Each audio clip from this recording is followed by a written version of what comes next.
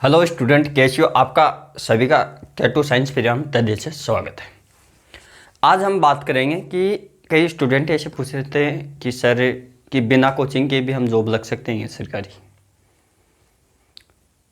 तो बच्चों, आप बिना कोचिंग के भी जॉब लग सकते हो, लेकिन आपको किन चीज़ों का ध्यान रखना चाहिए वो आज हम एक एक टॉपिक पे चर्चा करेंगे। कि कहेंगे कि सफलता की पोशाक कभी तैयार नहीं मिलेगी कि सफलता की पोशाक कभी तैयार नहीं मिलेगी आपको। उसके लिए हुनूर, धैर्य, कर्म और मेहनत का जुनून आपके अंदर होना चाहिए। अब बात करेंगे उसके बारे में कि हम मान लो किसी बिना कोचिंग के भी हम मान लो कंपटीशन की तैयारी करें तो किन किन बातों का ध्यान रखें ताकि हमारा मटेरियल हमारे को सफलता मिल सके। ये ज़रूरी नहीं कि आपके पैर में जूता हो तब भी चल सकते हो, आपके पैर में चप्पल हो तब भी आप चलने के लिए तैयार हो, लेकिन आपकी साइकोलॉजी होनी चाहिए। ज़रूरी नहीं आपकी कोचिंग के सारे ही आप पे नौकरी लगो कि सफलता की सीढ़ी कभी भी तैयार नहीं मिलेगी, आपको बनानी पड़ेगी सफलता के लिए पोशाक अपने आप में मेहनत के थ्रू। तो आपको मान लो आप कोचिंग कर रहे हो तो कोचिंग में थोड़ी आपको याद करा देगा कोई, तो आपको करनी पड़ेगी। कोई जिम जाता है जिम, तो वहाँ पर एक दिन गए एक दिन, तो वहाँ ऐसा थोड़ी है कि आपकी बॉडी वो बना देगा। आप अपने अंदर उसकी डाइट लोगे, उसके अनुसार जितनी ताकत लगा रहे हो, जितना खून पसीने आप बहा रहे हो उसके अनुसार क्या दोस्तों, कोई जरूरी नहीं कि जिम जाने वाले ही की बॉडी बनती है, औरों की नहीं बनती है कि बनती है। इसलिए क्या कि पहले की सफलता के लिए एक आत्मविश्वास की जरूरत होती है कि सफलता के लिए आत्मविश्वास, इसके लिए कि आप तैयारी करो, उस चीज़ के बारे में तैयारी करो। अब देखना सफलता की पहली स्टेप है कि विश्वास होना चाहिए कि हम इसमें कर सकते हैं। अपने अंदर उल्लू चुल्लू के चक्करों में मत जाओ दोस्तों। अब दूसरे की पढ़ाई की प्लानिंग बनाओ। पढ़ाई की प्लानिंग मान लो किसी भी चीज़ के, मान लो आपने RAS की तैयारी कर रहे हो, आप RAS की, SI की या UPSC की, जैसे किसी भी एग्ज़ाम की, उस एग्ज़ाम का पहले आप सिलेबस जानो कि इसमें क्या है।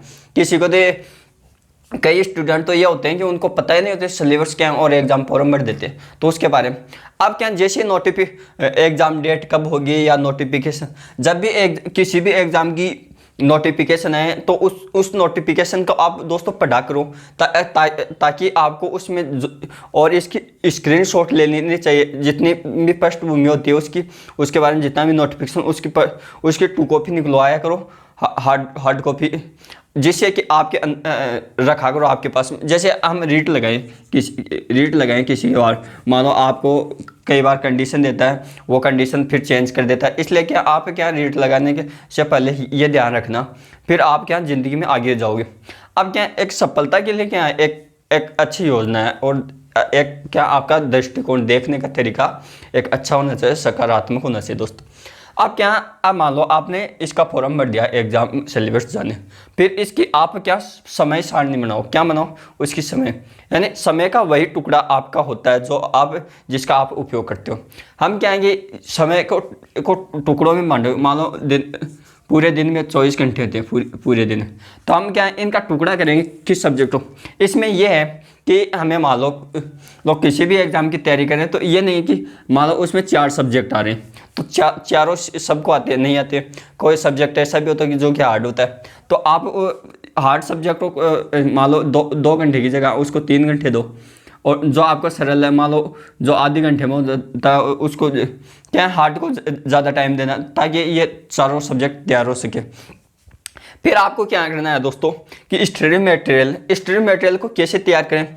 कि स्टूडेंट ऐसे कमेंट करते हैं, सर जब कोई भी वैकेंसी मान लो किसी भी एग्ज़ाम की, तो वहाँ पर क्या है कि मार्केट में अलग अलग राइटर की बुक आती है कि इस राइटर की ये होती है, इस राइटर की, तो आप क्या स्टडी मटेरियल अपने अनुसार मान लो कोई अच्छी सी बुक लिए है तो उसको पढ़ो। जैसे अच्छे राइटरों की बुक आती है, ज़्यादातर स्टूडेंट लुसेंट पढ़ते हैं, लुसेंट अच्छी बुक है, तो इसमें भी क्या संशोधन, आप क्या एक ही बुक पढ़ना, किसी भी मान लो अलग अलग सब्जेक्टिव की आप बुक लेके आगे, मान लो जनरल साइंस की अलग लेगा, मैथमेटिक्स की अलग, ये अलग अलग लेके आ गया अच्छे राइटर की। तो इन बुकों को कभी चेंज मत करना जब तक आप इन बुकों में क्या आपका संशोधन ये होना चाहिए। मान लो इसमें कोई गलती आई तो आप वहाँ पर क्रॉस लगा के ये वहाँ पर क्या उसमें संशोधन करते हुए आपने नोट्स भी कर लेना। जैसे कि हर बुक में गलती आती है थोड़ी बहुत, तो क्या इस बुक को बार बार पढ़ो, इसको 3 बार पढ़ा, 4 बार पढ़ा, तो ये बुक आपको क्या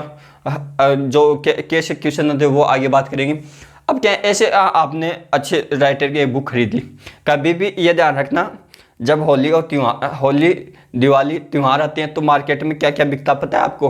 आपको क्या है मार्केट में, ये ज़रूरी नहीं कि जब वैकेंसी आती तभी वो बुक खरीदें, आप पहले भी खरीद सकते हो, वो सिलेबस के हिसाब से खरीदो। अब क्या समय सारणी स्टडी मटेरियल, ये स्टडी मटेरियल ये हो गया कि भाई स्टडी मटेरियल ये चाहिए हमको। अब क्या आप कभी भी क्या नियमित पढ़ाई करो, नियमित पढ़ाई करो, चाहे मान लो डेली आप 4 घंटे पढ़ रहे हो तो ये 4 घंटे आप नियमित होने चाहिए, ये करना तो करना ही है। अब क्या दोस्तों कि पढ़ाई का वातावरण यानी स्टडी का एनवायरनमेंट होना चाहिए, पढ़ने का जो सलीका होता है किस हिसाब से हम रहते हैं, सबसे ज़्यादा प्रभावी यही होगा कि आप पढ़ने वाले हैं तो आप क्या उस एनवायरनमेंट में मत बैठो जो कि आपको है नहीं, आपके फील्ड से नहीं, आप उनसे मिलो जो कि फेलियर है। मान लो आप जिस फील्ड में जा रहे हो वो फेलियर है, उनको ये पूछो कि आपकी कौन सी स्टेप पर जब फेल हो तो उसमें क्या पता उसमें आपकी भी कमी हो, तो ये क्या आप कमी सुधारो भी, और उसको ये पूछो कि हमें, मान लो वो भी तो तैयारी करेगा, ऐसे थोड़ी एक बार फेल होने के बाद भी वो तैयारी नहीं करेगा, दूसरी बार हो जाएगा। अब क्या दोस्तों पढ़ाई का वातावरण एनवायरनमेंट, यानी आप अपने रेगुलर ऐसा वातावरण बनाओ अपने रूम में कि आप कोई देखे तो तभी भी आपको ये बताए कि हाँ भाई पढ़ने वाला बंदा है, तो क्या है ये बनाओ। फिर क्या आप क्या नोट्स बनाना शुरू कर दो, एक एक टॉपिक के नोट्स बनाना शुरू कर दो। अब क्या नोट्स बनाना शुरू कर दो।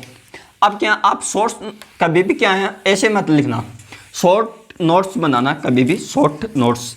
जैसे मैंने एक वीडियो भी बनाया था कि नोट्स कैसे तैयार करें, उसमें भी अब मान लो ऐसे लिखा, मान लो कुछ भी लिखा, मान लो मैं आप किसी के बारे में लिखो, मान लो अमल लिख रहे, अमल तो अमल में ऐसे लिखो भाई ये लिटमस पत्थर है, लिटमस पत्थर, ये क्या था इसके ट्रिक क्या था अनिल, तो आप क्या लिखते हो अमल यानी नीले, यहाँ बीच में लिटमस पत्थर ऐसे लिखो शॉर्ट, और लाल।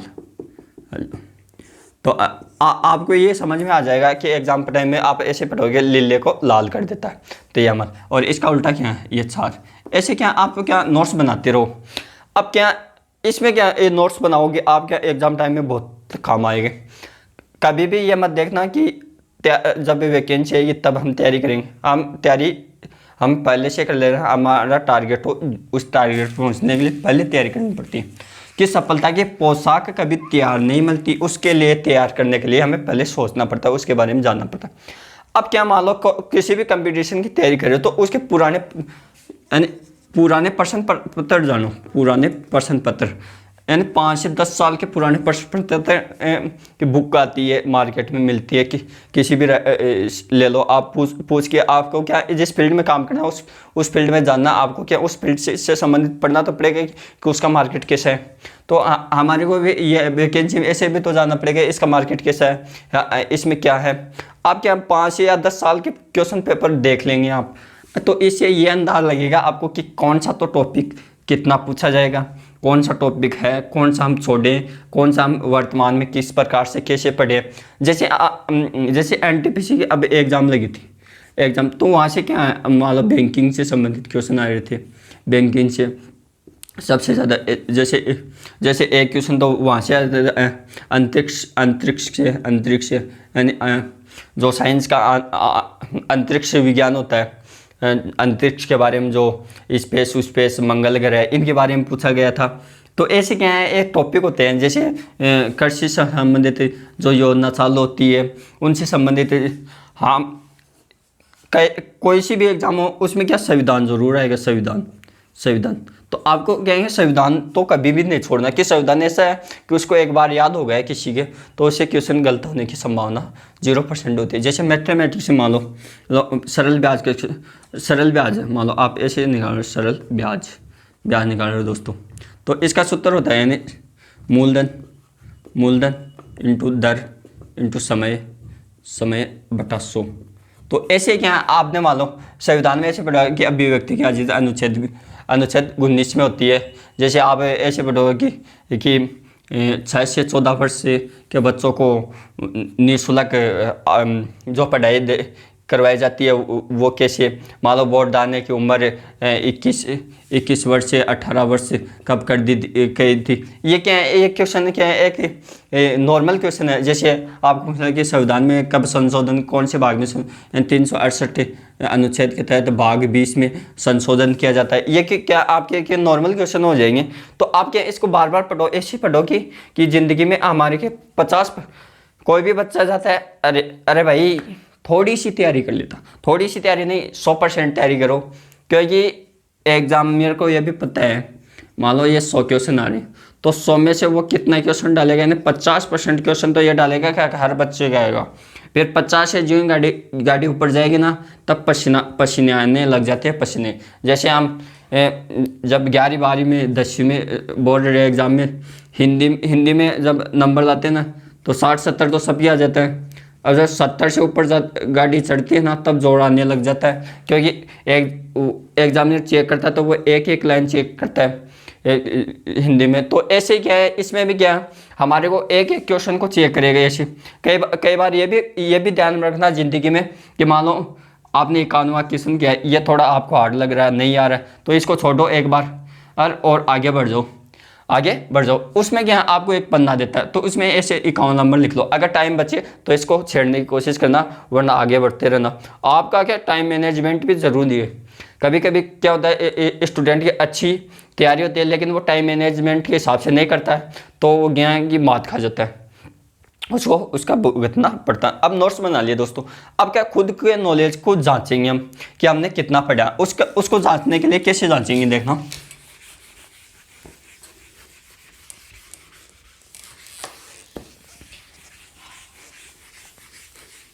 अब क्या खुद के नॉलेज को जांचे, यानी हम खुद के नॉलेज को कैसे जान सकते हैं, यानी खुद को कैसे परखें, यह भी तो जानना जरूरी है। यानी कितना पढ़ा कितना गया, तो हम कितने पानी में कितना क्या।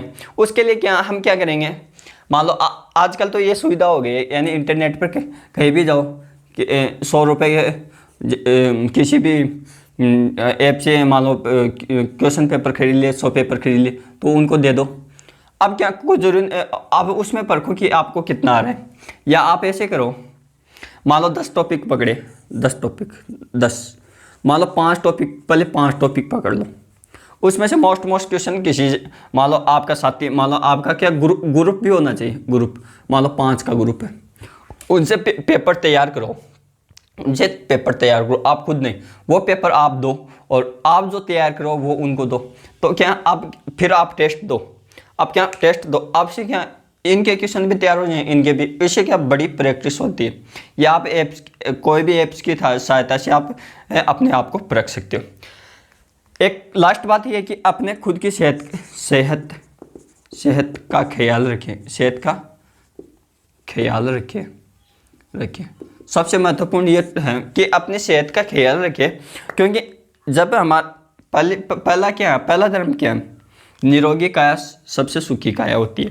तो दोस्तों क्या अपने स्वास्थ्य का ध्यान रखें। उसके बाद में ये है क्या, ये कोई जरूरी नहीं कि कोई ऐसे साइकोलॉजी बन जाते कि हमारे तो कोचिंग करेंगे तभी नौकरी लेंगे, कोई ज़रूरी नहीं। सबसे ज़्यादा स्टूडेंट है सेल्फ स्टडी वाले, जो सेल्फ स्टडी खुद स्टडी करते हैं ना, खुद से हम वो सबसे ज़्यादा अपना सिलेक्शन देते हैं। और ये कोई ज़रूरी नहीं कि कोचिंग के थ्रू आप नौकरी लगोगी, आप बिना कोचिंग भी लग सकते हो। Thank you, all the best सभी स्टूडेंट को। आपको कोई भी दिक्कत हो एग्ज़ाम से संबंधित कि सर हमारे ये दिक्कत आ रही है, तो आप क्या कमेंट कर दिया करो, आपको बता दिया जाएगा कमेंट के थ्रू भाई सभी सेशनियों को कि इसमें ऐसे करो। और एक अपना आपको धैर्य रखना कि राम सा मैं बनना चाहता हूँ, कि राम से मैं श्री राम बनना चाहता हूँ। क्या आपके अंदर वो धैर्य, वो त्याग, वो है? हाँ, एक ज़िंदगी में ये याद रखना, किसी मान लो किसी भी की तैयारी कर रहे हो कोई भी एग्ज़ाम की, तो त्याग की भावना से कर लो। त्याग ना, यानी जैसे किसी का शादी से उम्र, मना कर दो, जाओ ही मत वहाँ पर। क्योंकि वहाँ पर आप जाओगे, वहाँ पर आपके कितने आपके रिश्तेदार क्या पूछेंगे? ऐसे नहीं पूछेंगे कि क्या है, आपको यह पूछेंगे आपकी नौकरी लगी कि नहीं। तो वहाँ क्या आप डिमोटिवेट हो जाओगे। आपको क्या है ऐसे बेमतलब के क्या लोगों के किसी से कोई काम तो होता नहीं है, दूसरों के टाइम खींचने में लगे होते हैं वो। तो उनको मतलब ही क्या, उसको क्या है डिमोटिवेट करने का मतलब, ज़्यादातर डिमोटिवेट करेंगे आपको। तो उन ऐसे स्थानों पर मत जाओ, आप उन स्थानों पर जाओ जहाँ पर आपको मोटिवेट भी हो, आपको एजुकेशन संबंधित हो, उसमें जाने से आपको फ़ायदा हो, वहाँ पर बैठना शुरू कर दोगे। एक आप ना की भावना रख लो कि ना ये काम मैं नहीं कर सकता, ना जिस दिन ना आ गया ना, भाई आपको कोई काम उड़ा रहा है तो ना कर दो, इज्जत आपकी 100 गुना बढ़ जाएगी, आपकी इज्जत 100 गुना बढ़ जाएगी। आपको यह लगे कि ये काम हमारे लिए इम्पोर्टेंट है तब भी करना, वरना ना रखना। क्योंकि जब तक आप अपना लक्ष्य नहीं प्राप्त कर लेते तब तक, और ये ज़िंदगी में ना भी ज़रूरी है। क्योंकि आपको जब हम लाइफ में क्या जो हम तो क्या है कि युवा जो गरम होता है, उनका खून क्या है, उनको पता नहीं होता कि ना भी करना चाहिए कि नहीं। तो क्या ना करने से भी बहुत फ़ायदे होते हैं, वो हम आगे बात करेंगे दोस्तों। मिलते रहेंगे, thank you, all the best. तो आप बिना कोचिंग के भी नौकरी लग सकते हो, ये अपने अंदर से यह भावना मत रखो कि हम कोचिंग करने पर ही नौकरी लग सकते हैं, कोई ज़रूरी नहीं। Thank you, all the best सभी स्टूडेंटों को। मिलते हैं अगले एपिसोड में, थैंक यू।